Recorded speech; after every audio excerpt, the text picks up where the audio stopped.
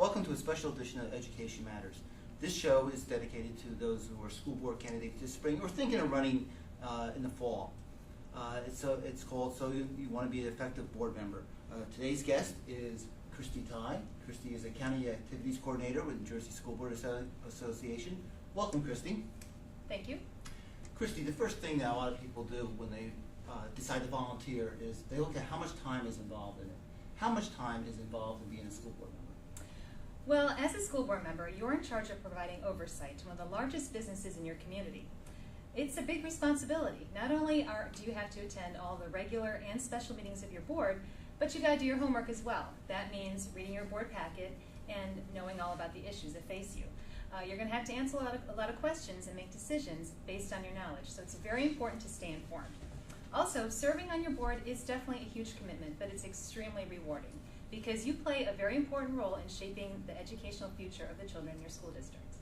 So it's not basically the 2 meetings a month that they say when you try to run? It's a little more than that. Okay. Well, what other advice would you give to a newly elected school board member? Well, Ray, there's 3 things that come to mind. First, if you're thinking about running for your local board, you should try to develop your people skills.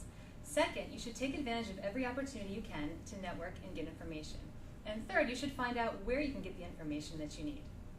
All right, you mentioned people skills. Can you elaborate on that? What does that mean? Well, to be a more effective board member, you're going to need to learn how to work with people who are very different from you. Now, to reach its goals, a board must have teamwork. And in order to work effectively as a team, you're going to have to learn to communicate well, learn how to express your viewpoints, and learn how to listen to other people's viewpoints.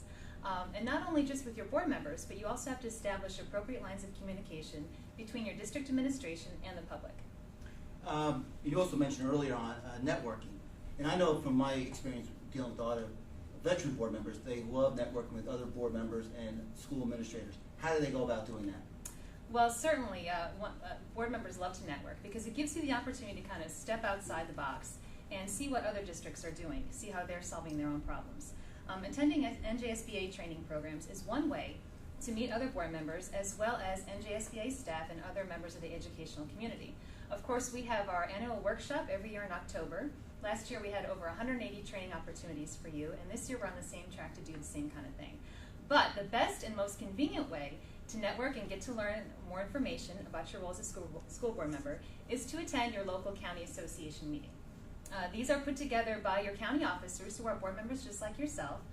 They work together to provide a series of programs throughout the year that address your needs in your area. And not only do you have the opportunity to network at these county association meetings, but you can get a legislative updates, you can find out all the things that are going on in Trenton, and you can get an update from the Department of Education.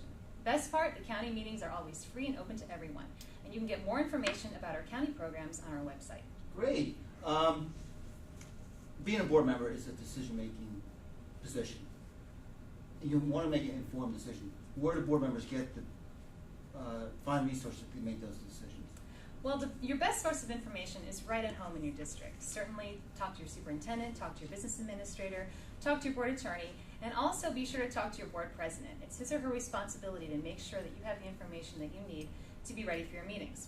But remember, if you're elected to your board, you've gained membership into a very dynamic education association. The NJSBA is here to help you every step of the way with any kinds of issues that you may have. We have a legal department, policy, labor relations, governmental relations, communications, and field service departments, all here to help you.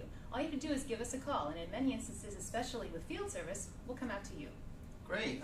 Is there anything else that you would recommend for a new board member? Well, you know, with everything that's going on in Trenton, it's very important for board members to stay informed of the issues, and it's very important to be proactive. But you know, Ray, this is kind of what you do, so I'll throw this question to you. Why do board members need to be concerned about legislation? Well, you used the word proactive. I think if you follow the legislation, you become proactive.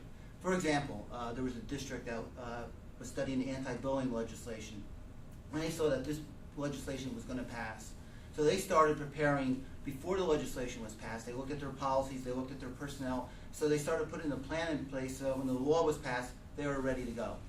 So I think it makes you proactive as a board to deal with the issues. You will find on the board that a lot of the decisions that come to you are affected by trend. And the other reason that you get involved early is you may see a law that's out there that may affect your district negatively. So you may want to talk to your legislators and get the law amended, or you may like the law and you may want to support it. So in either case, you're helping your district at the local level. So how can board members stay informed then, Ray, especially on issues that affect their district? That's easy. Just go to the New Jersey School Board Association's website. We have School Board Notes, which is a weekly publication that we put out that covers education issues. We have a board blog where it's usually posted once a week that discusses the local issues. We have another podcast show called Conversations on New Jersey Education, which we bring state leaders to you, political leaders and educational leaders, in an interview format, talk radio format. And we have a program called the Eagles, Education Advocates Grassroots Lobbying Effort. And if you join that, you get a short, brief, weekly update with links to all the issues that are happening in Trenton.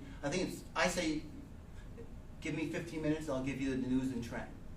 Well, that's very good. Say I don't get elected, but I'm still interested in these issues.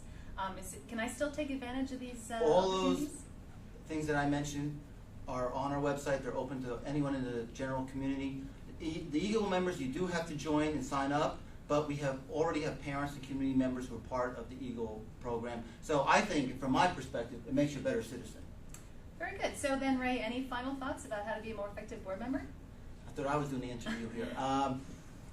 Yes, I think you touched on it earlier when you were talking about the time involved in it. The time involved is you're not judged as a board member just by what you do at the board meetings. It's what you do between those board meetings. Are you reading your packet? Are you going to the school events? Are you keeping up on the issues? So I think being an effective board member is more than just going to those meetings. Very good. Well, that brings us to the end of this episode of Education Matters. I'd like to thank my guest today, Ray Penny, for being here. Actually, I think I was the host, but I'd like to thank you, Christy. Sorry, got a little carried away. Thank you for joining us for this special edition of Education Matters. We will have two other programs. We hope that you catch them. One will deal with the role of the board member, the roles and responsibilities of the board member, and the other one will deal with the basic school law that school board members should know.